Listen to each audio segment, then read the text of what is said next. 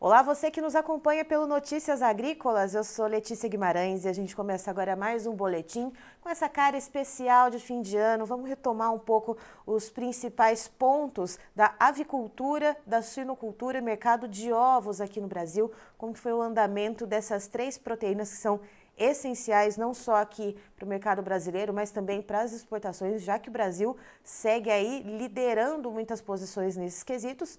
E para isso, quem está aqui para bater um papo hoje é o Ricardo Santin, que é presidente da BPA, Associação Brasileira de Proteína Animal. Santin, seja muito bem-vindo.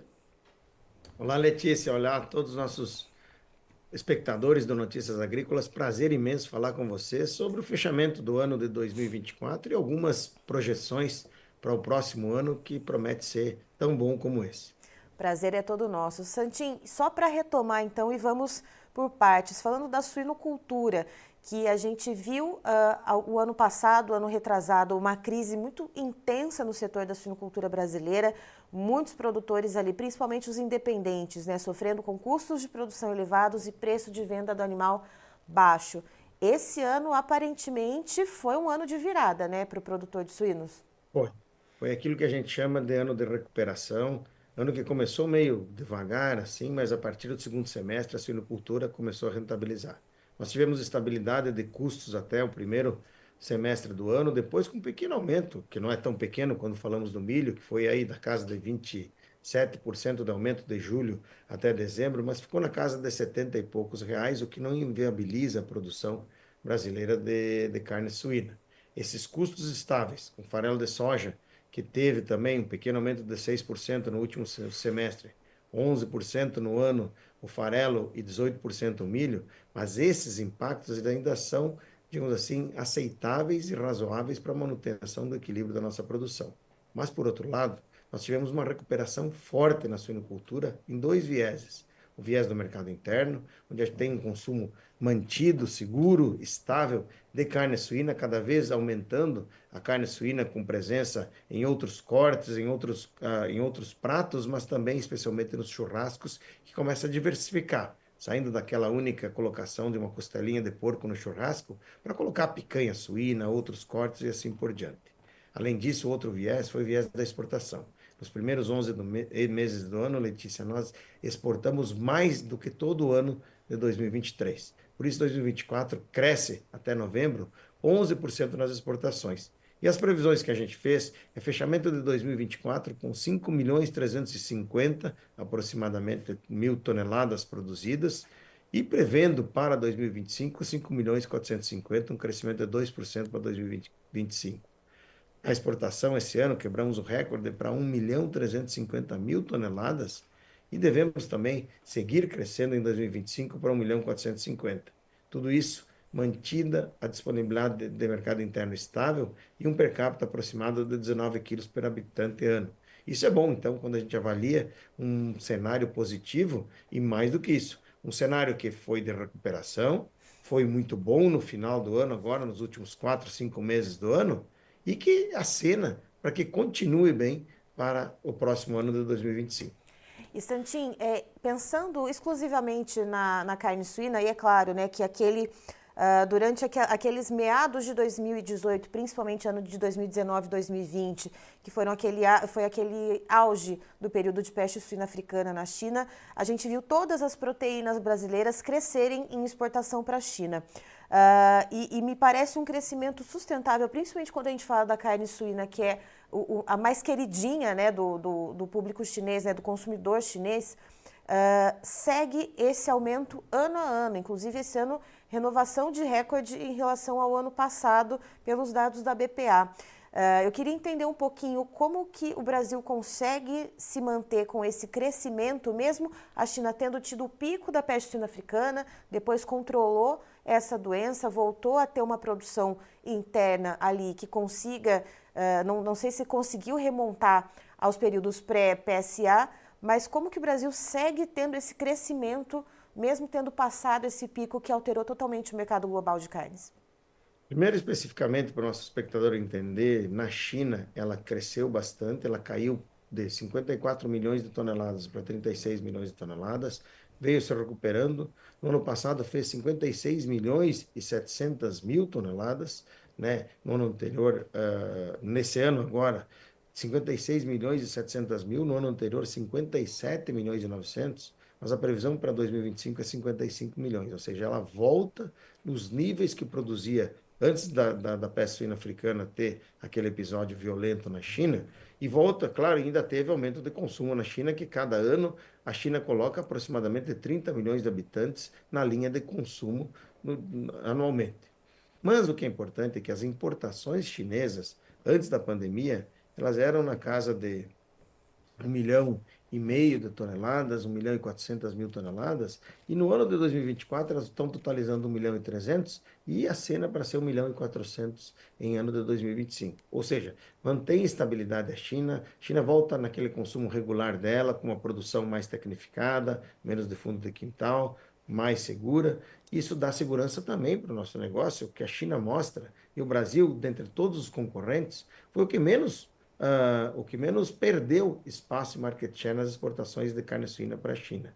Mas o outro ponto que você coloca bem é a diversificação de mercados. Veja que vamos fechar esse ano com a Filipinas sendo o maior comprador de carne suína e não a China.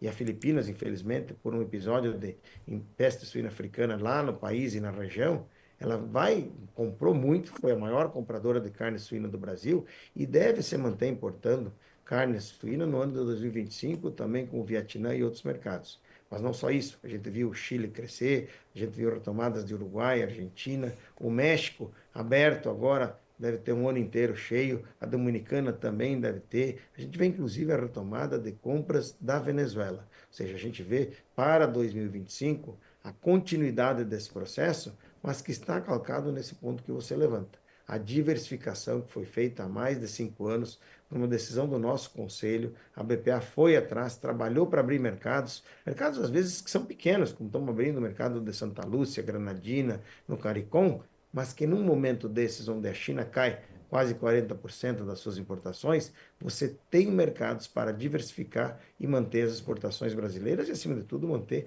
a nossa indústria saudável aqui no Brasil. E Santinho, quando a gente passa a falar da carne de frango, que também é outro expoente, né? O Brasil é liderança na exportação da carne de frango. Como que a gente viu esse ano o setor produtivo, a questão dos alojamentos e também versus o custo de produção, e as exportações também esse ano seguiram renovando o recorde, né? O custo de produção vale o mesmo para o frango, como valeu aquilo que eu falei para o suíno. E a gente deve ter em 2025 esse panorama positivo. As assessorias, consultorias de grãos são unânimes em falar que nós teremos uma safra maior do que 130 milhões de toneladas. Tem milho para ração, tem milho para consumo humano, tem milho para confinamento, tem milho para etanol de milho e ainda sobra para exportar. Então isso é bom. Mantém-se paridades nesse número e a gente olha panorama do custo de produção dos grãos dos demais concorrentes no exterior, eles estão aumentando, ao passo que o milho, ele tem, inclusive, uma tendência de queda até o final do ano, saindo dos 70 e poucos, andando a 65, voltando para 70, mas mantendo esse patamar. Que quando olhamos o perfil do dólar, que continua elevado e deve continuar em 2025, segundo as previsões do relatório Focus, a gente vê um ambiente positivo.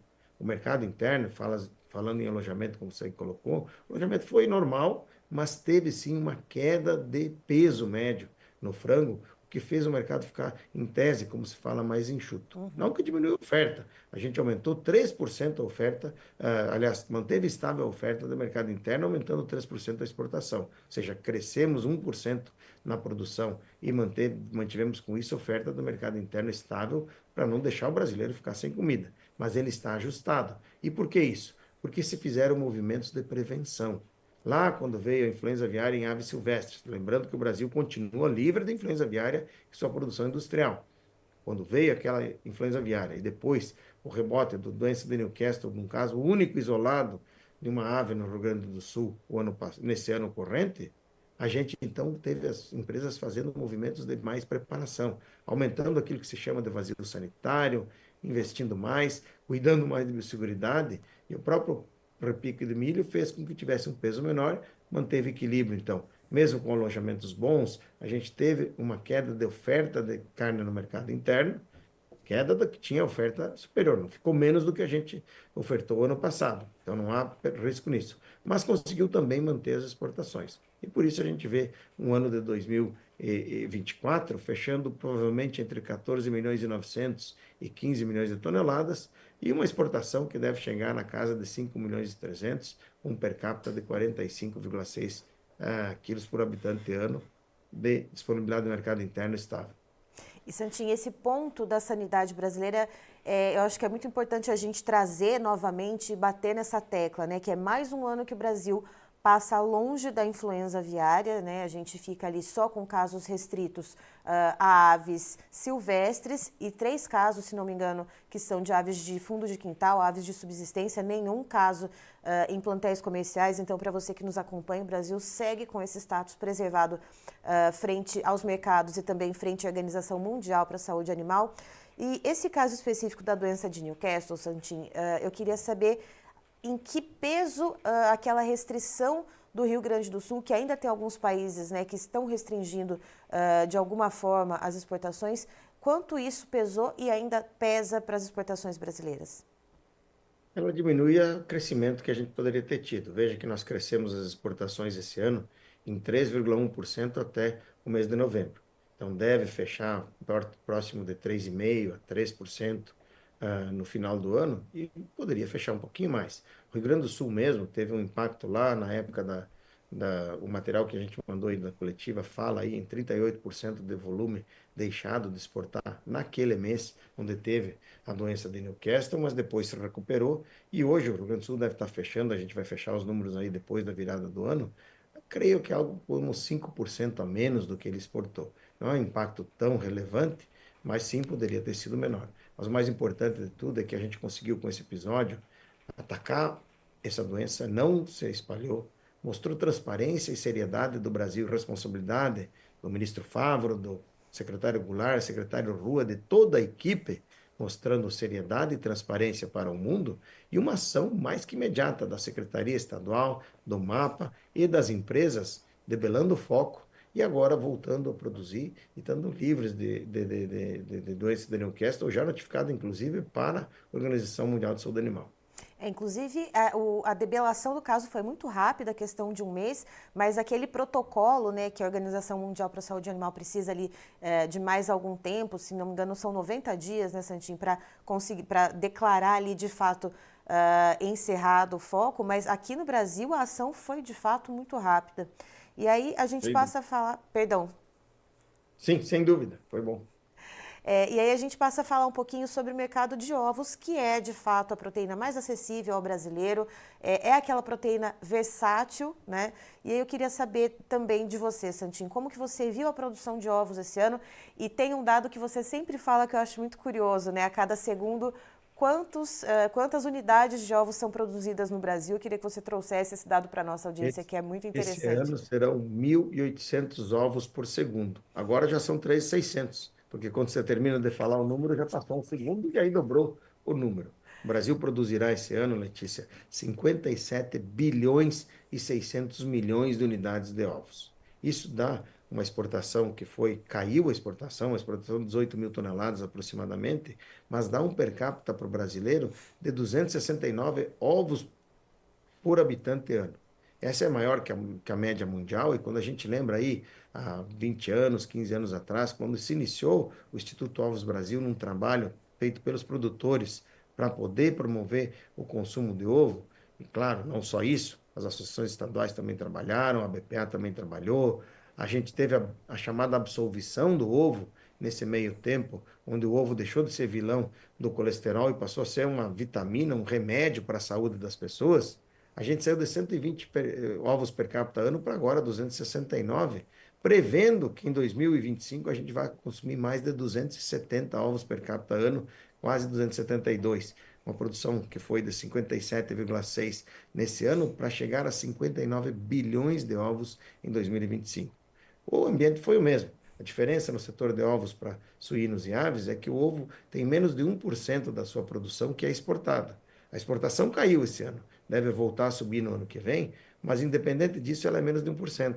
Então, 99% do que se produz fica no Brasil. Isso mostra com que o brasileiro, primeiro, colocou como seu hábito alimentar mais inserção de ovo na sua dieta. Sabe que o ovo traz nutrientes essenciais, colina, vitaminas do complexo K, do complexo B, tantos nutrientes essenciais que são trazidos dentro desse pequeno invólucro natural que é o ovo, que é o segundo melhor alimento disponível na natureza depois do leite materno. Então a gente vê também para o setor de ovo as mesmas condições de insumos e de estabilidade. A gente vê, e não comentamos antes, um Brasil com um desenvolvimento econômico um pouco melhor, o PIB cresceu quase mais que 3% esse ano, deve manter o consumo das famílias crescente no ano que vem. Isso faz com que a gente tenha boas perspectivas também para ovos, batendo recordes no ano que vem, da mesma forma como batemos recordes de produção nesse ano. Santinho, essa diminuição nas exportações de ovos que você citou, ela teve alguma razão específica, algum ponto fora da curva que acabou trazendo para baixo esse ano de maneira abrupta? Estou dando uma olhada aqui na Sim, tabela. Foi uma queda em sim. relação ao ano passado de quase, de um pouco mais de 29%. É bastante, é bem impactante, mas ela teve sim um ponto que é a chamada a importação que foi feita por Taiwan. Taiwan, por um problema de influenza aviária no ano passado, abriu excepcionalmente o mercado brasileiro para exportação de ovos para Taiwan pelo período de 6 meses. Nesses 6 meses a gente vendeu mais de 20 mil toneladas para lá e isso fez com que a gente tivesse uma exportação de 40 mil toneladas. Agora nós voltamos sem Taiwan, que parou de comprar, já que recuperou sua indústria local. Voltamos então aos padrões normais de exportação. Sempre lembrando que, apesar de ser uma queda bastante acentuada, 30%, você tem ela com base, com força numa base baixa, porque a base é 1% da nossa produção. Então, os impactos são mais especificamente para as empresas que exportam, que perderam negócios que seriam bons, mas nós estamos procurando também para o setor de ovos uma maior diversificação mercados e esse ano esperamos conseguir a abertura do mercado de Singapura e também da União Europeia e do Reino Unido. Esse ponto é bastante importante, Santim. Quais são as previsões para o ano que vem? A gente já tem os números, né, que são as previsões de exportação, as previsões de produção, mas eu gostaria de saber quais são os mercados para cada uma dessas proteínas que a gente está debatendo agora, né? Carne suína, carne de frango e Bem, é ovos. muito mais do que mercados, Letícia. Quando a gente fala de mercados para o ano que vem, a gente tem que olhar é que esse mercado depende de quem vai comprar. Então, esse é o ponto. A gente está trabalhando, sim, tem mercados aqui na América Central, como do CARICOM, que devem ser novos mercados para suínos e para aves. Nós temos para ovos trabalhando a busca da abertura de aves e de suínos de ovos e de suínos na Europa, né, no próprio Reino Unido. Nós temos mercados que a gente está buscando ampliação, como, por exemplo, a abertura do Rio Grande do Sul, Paraná, Acre e Rondônia, reconhecidos como livres de febre aftosa sem vacinação, que vai abrir para eles a possibilidade de vender carne com osso e miúdo suínos para a China, para a Coreia, para o Japão e tantos outros destinos. O que a gente vê importante é que o Brasil tem 38% do market share global de carne de frango, 12 de aves, 25 de bovino também. Mas essa presença no Brasil, ela se dá e a gente vai trabalhar em todos esses mercados para buscar abertura e também consolidação e ampliação. Como foi o caso da Filipinas, como foi o caso do Chile, onde o pré-listing você não abriu o mercado, você não ampliou o escopo de produtos, mas ampliou o número de empresas que podiam vender. Com isso, você teve mais acesso e é assim que nós vamos trabalhar em 2025. Perfeito, Santim. Muito obrigada pelas informações. Desejo a você um excelente final de ano e que no ano que vem a gente possa, então, continuar trazendo você para trazer essas informações tão importantes de setores que são essenciais para o agro brasileiro e também para a alimentação e soberania alimentar mundial, né? Obrigado, obrigado, Letícia. Obrigado a você, parceira, e ao Notícias Agrícolas, parceiros do ano inteiro e sempre parceiros da BPA e dos setores de aves, suínos e ovos. Quero agradecer essa parceria, desejar também agora boas festas, um Feliz Natal, um Feliz Ano Novo, com muito frango, suíno e ovo nas ceias e celebrações de fim de ano. E, acima de tudo, que Deus proteja todas as famílias e nos dê saúde para enfrentar um 2025 com muita força, garra, trazendo benefícios para os nossos produtores, para as indústrias e também para o nosso país. Grande abraço a todos aí. Feliz Natal, feliz Ano Novo. Tá, então estivemos com o Ricardo Santin, que é presidente da Associação Brasileira de Proteína Animal, a ABPA, nos trazendo um panorama geral, tanto para carne suína, carne de frango e ovos, como que foi a questão da produção nesse ano, as exportações, custos de produção também e quais são as perspectivas para o próximo ano. Para esse ano de 2024, recorde novamente para carne suína, carne de frango na questão da produção e exportação, e esse ano para os ovos também, recorde na produção. E segundo o Santin, para o ano que vem a gente deve seguir muito bem posicionados para carne suína e também para carne de frango, principalmente, sendo colocados aqui no mercado interno, mas também no mercado externo. O Brasil ele segue ampliando mercados, tanto novos mercados, quanto também a ampliação de mercados já existentes para essas proteínas, ou seja, esse setor vai continuar com a sua pujança no ano de 2025. Eu encerro por aqui, já tem mais informação para você, notícias agrícolas, informação agro relevante e conectada.